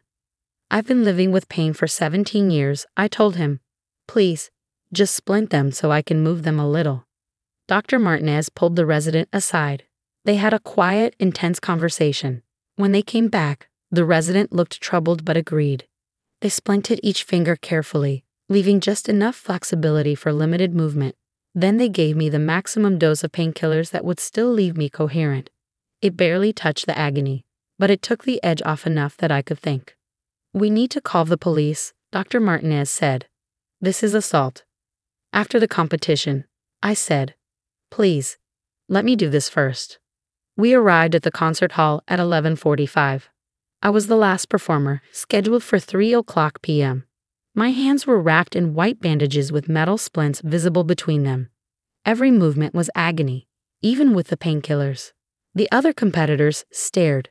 The judges noticed immediately, but there was nothing in the rules that said you couldn't compete with injured hands. I sat in the audience for the first performances, studying my competition but mostly trying to breathe through the pain. My phone buzzed with texts from Dad. Where are you? You better not be at that competition. Come home now. I turned off my phone. At 2:45, they called my name for warm-up. Backstage, Mrs. Kobayashi helped me remove the outer bandages, leaving just the splints. My fingers were swollen between the metal supports, purple and black and wrong. You don't have to do this, she said gently. Yes, I do, I replied. They tried to take music from me. They don't get to win. I walked onto the stage at exactly 3:00 p.m. The audience went silent seeing my hands. The judges leaned forward. One started to stand, perhaps to stop me, but the head judge motioned for him to sit. I sat at the piano bench, raised my destroyed hands, and began to play. Chopin's Ballade No. 1 in G minor starts gently, almost hesitant. My broken fingers found the keys through muscle memory more than sight. They were too swollen to position properly. Every note was agony. The splints clicked against the keys, adding a metallic percussion that Chopin never intended. But I played. The piece builds, becomes demanding, requires strength and delicacy in equal measure. My left pinky couldn't reach the bass notes properly, so I compensated with my thumb. My right hand's runs were clumsy, broken fingers refusing to flow across the keys. But I played. Blood started seeping through the bandages during the development section. The intense passages had reopened wounds. Red droplets spotted the white keys, but I didn't stop. The pain had transcended into something else. Fuel, maybe, or freedom. The coda of the ballet is fierce, demanding everything from the pianist. I gave it everything, broken fingers hammering out Chopin's passion, my blood literally on the keys. The final chord, a G minor blast that should be triumphant, came out broken, like me. But it came out. The silence after was complete. Then someone started clapping, slowly, then another. Then the entire audience was on their feet, many crying. The judges weren't even pretending to deliberate. But I wasn't done. I pulled the microphone from its stand with my least damaged finger. "My father broke my fingers this morning," I said, my voice carrying through the stunned hall. "He slammed them in a door because he didn't want me to compete." My mother laughed and said finally something about me was twisted correctly. Gasps rippled through the audience. "I have security footage of the assault," I continued, "and years of documented abuse. I played through broken fingers today not to win a scholarship, but to prove that they couldn't break what matters, my spirit, my music, my future." I looked directly at the head judge. "I withdraw from the competition. Someone here deserves to win on their talent, not their tragedy, but I needed to play. I needed to prove that even broken, I'm still a musician." The head judge stood up. "We cannot accept your withdrawal," he said into his own microphone. "Because what we just witnessed transcends competition. You've already won something greater than any scholarship." Security had already called the police. Audience members had started dialing 911 the moment I mentioned the assault. By the time I walked off stage, officers were waiting to take my statement. Mrs. Kobayashi drove me back to the hospital, where they properly casted my hands after photographing all the injuries for evidence. The security footage from our kitchen was retrieved that evening. Clear as day, Dad positioning my hands, slamming the door, holding it closed. Mom laughing, both of them leaving me collapsed in agony. They were arrested that night. The story exploded.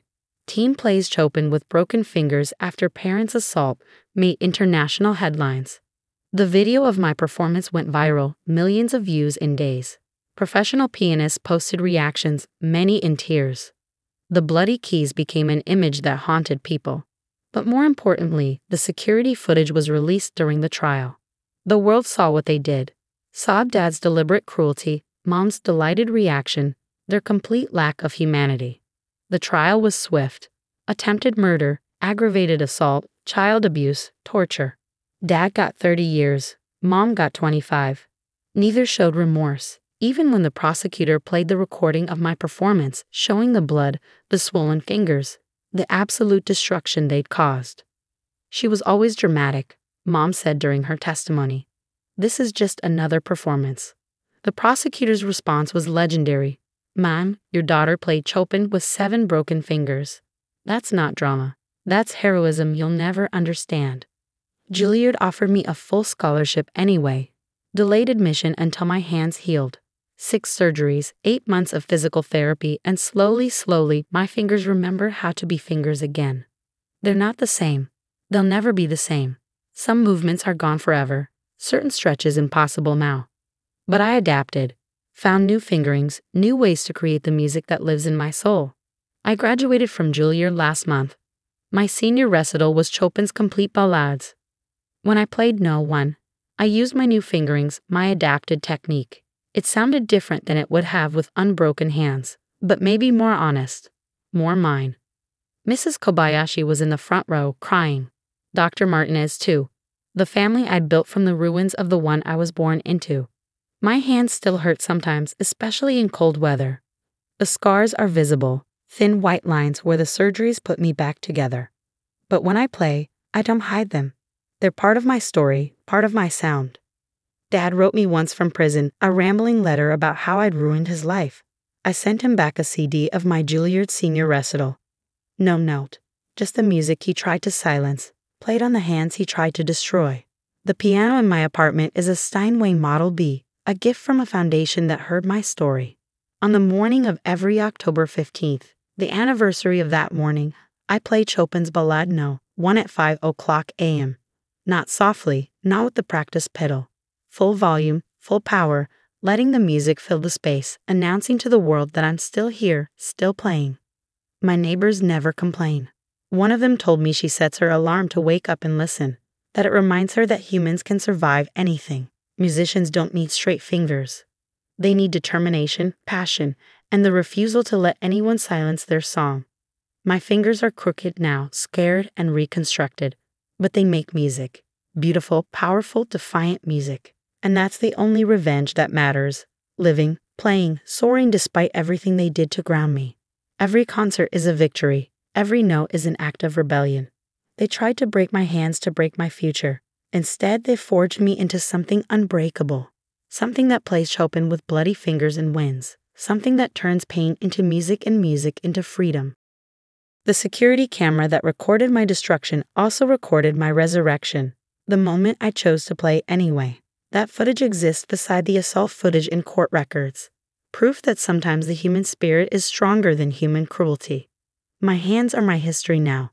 Broken, rebuilt, beautiful in their imperfection. When young pianists ask me for advice, I tell them technique matters, practice matters. But nothing matters more than refusing to let anyone steal your music. Even if they break your fingers, even if they tear your sheet music, even if they laugh while you bleed on the keys, play anyway. Play like your life depends on it. Because sometimes it does. The first thing I noticed when I woke up wasn't the beeping machines or the tube down my throat. It was my stepmother Patricia sitting in the visitor's chair, wearing my grandmother's emerald ring. My grandmother's ring. The one she'd pressed into my palm before she died, whispering, "This stays with blood, Natalie. Promise me." I must have made a sound because Patricia looked up from her phone, her face cycling through surprise, annoyance, and finally settling on fake concern. "Oh, you're awake." She stood, not to call a nurse, but to gather her things. I'll go get your father." The ring caught the light as she moved. My ring, my grandmother's ring, on her perfectly manicured hand like it belonged there. I tried to speak, but the ventilator wouldn't let me. My last memory was clear though. The tree falling toward Dad during the storm, me shoving him out of the way. The sickening crack as it pinned me instead. 3 months, the nurses told me later. I'd been in a coma for 3 months. Dad arrived an hour later, and I knew immediately something was wrong beyond the ring. He wouldn't meet my eyes, kept fidgeting with his phone, looked older but also guilty. "Natalie," he said carefully, like I might break. "How are you feeling?" I gestured weakly at the ventilator. Obviously, I couldn't answer. "Right, of course. The doctors say it can come out tomorrow." He sat down, still not looking at me directly. There's something we need to discuss, about your grandmother's estate." My heart monitor spiked. The nurse had removed the breathing tube that morning, but my throat was too raw to speak above a whisper. I managed one word. "What?" He finally looked at me then, and I saw it all in his eyes. The betrayal he was about to confess. The justification he'd already built in his mind. "Your sister was here every day," he started. Stepsister. Lauren was Patricia's daughter from her first marriage. We'd never been close. She'd been 20 when Dad married Patricia 5 years ago, already out of college and working at Patricia's real estate firm. She treated our father's house like a hotel and me like the staff. Every single day, he continued. While you were unconscious, she held vigils. She organized meal trains for Patricia and me. She handled things. "The ring," I whispered. His face flushed. "Your grandmother's estate was distributed 2 months ago. We couldn't wait. There were tax implications. And you were," he gestured vaguely at the hospital bed. "Lauren needed the money for her wedding. You know how expensive." "All of it." My voice cracked. Silence. "Dad, all of it." He stood abruptly. "Family is about showing up, Natalie. Lauren showed up. You weren't available. I was in a coma, saving your life. That's not. You don't understand how hard these 3 months have been. Patricia's been beside herself. Lauren's been our rock. We needed to make decisions. You gave her my inheritance. She's family too," he snapped, then caught himself. "Look, when you're feeling better, we can discuss some kind of arrangement. Maybe Lauren would be willing to." "Get out." "Natalie." I reached for the nurse's call button, pressed it repeatedly. Get out. The nurse who responded took one look at my face, my vitals spiking dangerously, and ushered him from the room. Sir, you need to leave. Now. As the door closed behind him, I heard him tell Patricia in the hallway, she's being unreasonable. After everything Lauren's done. Everything Lauren had done. While I was fighting for my life because I'd saved his. The next days blurred together. Physical therapy. Breathing exercises. Learning to walk again. But my mind was sharp, focused on one thing. The complete betrayal by the man I'd nearly died protecting. My best friend Vera flew in from Seattle the moment she heard I was awake. She was the one who filled in the blanks, showing me Lauren's social media posts from the past 3 months. Look at this, Vera said, scrolling through Lauren's Instagram. She documented every single hospital visit like she was gunning for sainthood. The posts were nauseating. Lauren posing with prayer hands outside the ICU. Lauren bringing my father coffee with captions about staying strong for family. Lauren wearing designer outfits to her vigils, which seemed to last exactly long enough for a photo op. But one post made my blood run cold. It was from 6 weeks ago. Lauren at the lawyer's office, signing papers. The caption read, "Blessed to be trusted with carrying on Grandma Ellen's legacy. #family first, #grateful heart." She called my grandmother Grandma Ellen. My grandmother, who barely tolerated Patricia and actively disliked Lauren after she tried to have Grandma declared incompetent to manage her own finances. There's more, Vera said quietly. She pulled up a wedding planning website. Lauren's wedding registry. The requested cash gifts started at $500. Look at the venue. Vera continued. I looked, my stomach dropped. That's Grandma's house. Not anymore. According to property records, it was sold 8 weeks ago to a development company. They'd sold my grandmother's house. The house where I'd spent every summer, where she taught me to bake, where she built her art studio in the backyard. The house she'd specifically left to me because she knew I'd preserve it, not flip it for profit. How? I whispered. The will. That's the thing, Vera said. I did some digging. Your dad had power of attorney while you were incapacitated. He used it to accept the inheritance on your behalf, then immediately transferred everything to Lauren as a gift. Legally gray, but technically possible. How much? I asked, though I already knew it would hurt. The house sold for $2.8 million. The cash assets were another $1.2 million. Plus the jewelry, the art collection. $4 million, I finished. He gave Lauren $4 million while I was in a coma from saving his life. Vera held my hand while I processed this. $4 million. My grandmother's entire life's work meant to secure my future, fund the art therapy nonprofit I dreamed of starting. Gone. Financing Lauren's designer wedding and Patricia's new Mercedes. What do you want to do? Vera asked. I looked at her, really looked at her. Vera, who'd flown across the country the moment she heard I was awake, who'd spent hours researching what had happened, who'd brought me real food instead of hospital jello and sat through my physical therapy sessions. I want to make a call, I said. The law firm of Chen and Associates specialized in elder law and estate disputes. Mr. Chen himself came to the hospital after reviewing the documents Vera had gathered. This is unconscionable, he said flatly. Using power of attorney to circumvent a will's clear intentions while you were in a medically induced coma. After you were injured saving his life, we have a case.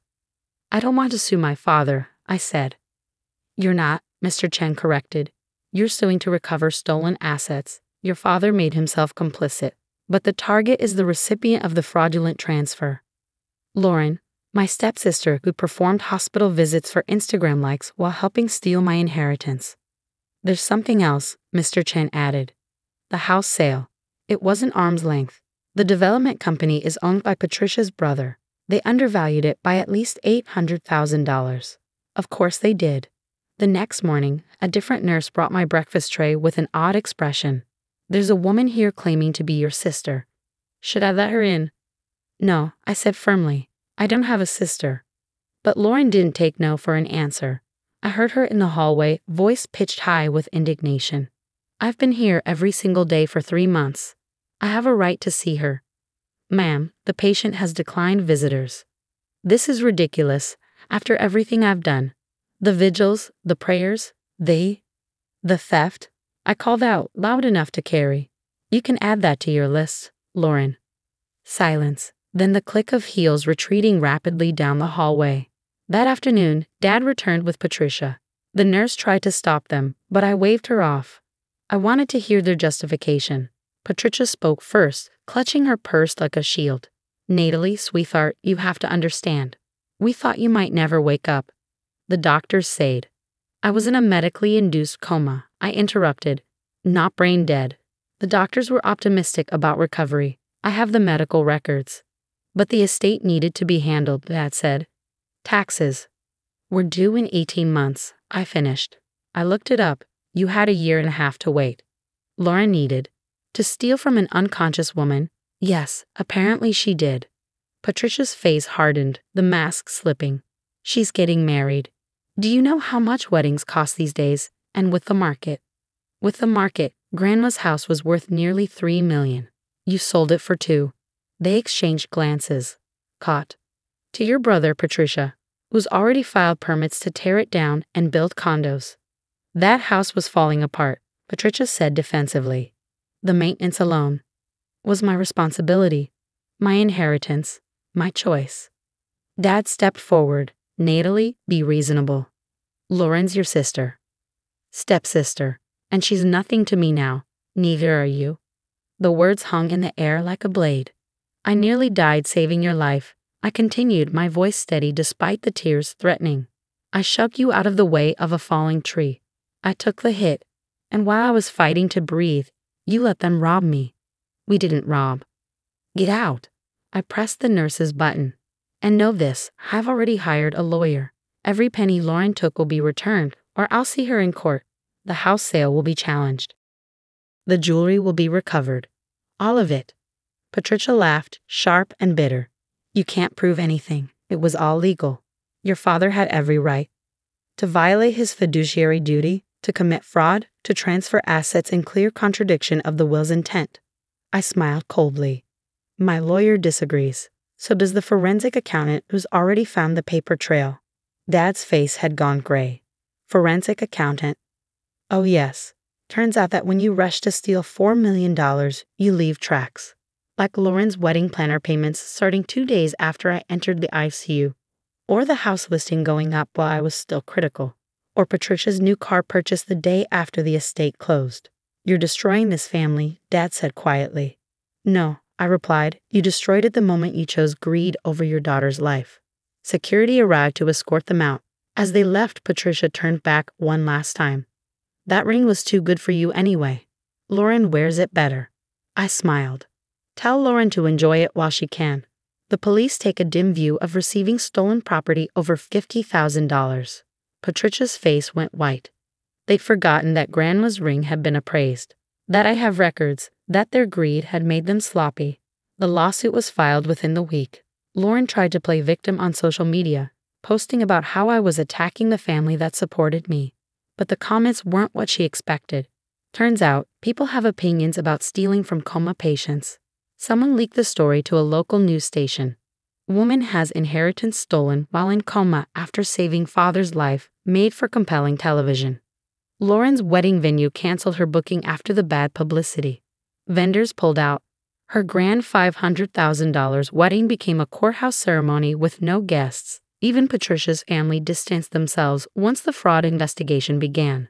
It took 8 months, but we won. The judge's ruling was scathing. Words like unconscionable, predatory, and breach of fiduciary duty featured heavily. Lauren was ordered to return every penny, plus interest and legal fees. The house sale was voided due to the conflict of interest and undervaluation. Patricia's brother faced his own legal troubles. Dad tried calling once, after the ruling. I didn't answer, but he left a voicemail. Your grandmother would be ashamed of you for tearing apart this family. I saved that voicemail. Sometimes, when I doubt myself, I listen to it. It reminds me that he still doesn't understand. Grandma would have been ashamed of him for choosing his new wife's daughter over his own, for letting greed override love, for betraying the daughter who'd nearly died saving him. I recovered fully, eventually. The physical therapy worked. The scars faded. I even started the art therapy nonprofit I dreamed of, funded by the inheritance that was rightfully mine. The building sits on the lot where Grandma's house used to stand. I couldn't save the original structure. Patricia's brother had already done too much damage, but I rebuilt something better. A place where kids could learn art like I had in Grandma's studio, where healing happened through creation. I named it after her, the Ellen Hartley Center for Arts and Recovery. Lauren sent a letter once asking if we could move past this. She was getting divorced, apparently. Her husband hadn't signed up for the debt and legal troubles. She needed help. I sent back a photo of the center's opening day. Kids painting in the sunshine where Grandma's garden used to be. The emerald ring, recovered by court order, on my hand as I cut the ribbon. No other message was needed. Family isn't about showing up for photos at the hospital. It's not about counting visits or performing grief for social media. It's not about being there when it's convenient or profitable. It's about love when it costs you something. It's about protection when you're vulnerable. It's about trust when you can't protect yourself. I learned that the hard way, unconscious in a hospital bed while vultures circled. But I also learned that blood doesn't always mean family, and family doesn't always mean blood. The kids at the center call me Aunt Nat now. They hug me with paint-covered hands and show me their art with shining eyes. They trust me to keep them safe while they create. That's family. That's showing up. And that's worth more than $4 million. Though I'm glad I got that back too.